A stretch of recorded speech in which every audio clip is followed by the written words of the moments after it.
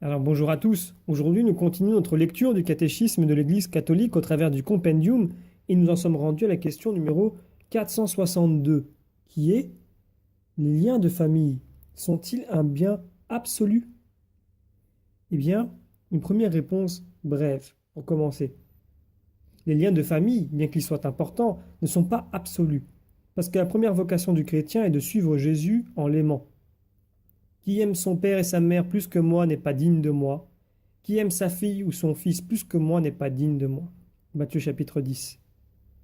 Les parents doivent aider avec joie leur enfant à suivre Jésus dans tous les états de vie, même dans la vie consacrée ou dans le ministère sacerdotal. Alors comme toujours, étayons nos propos au travers du catéchisme de l'Église, les paragraphes 2232 et le suivant, qui nous disent ceci. Les liens familiaux, s'ils sont importants, ne sont pas absolus.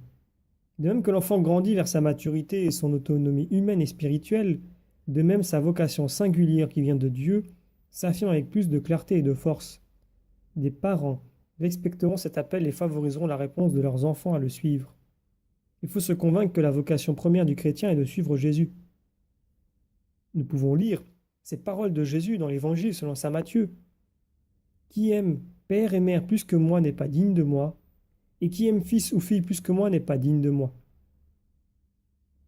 Devenir disciple de Jésus, c'est accepter l'invitation d'appartenir à la famille de Dieu et de vivre en conformité avec sa manière de vivre. Donc, de nouveau en Matthieu, chapitre 12, nous pouvons lire: Quiconque fait la volonté de mon Père qui est dans les cieux, celui-là est mon frère et ma sœur et ma mère.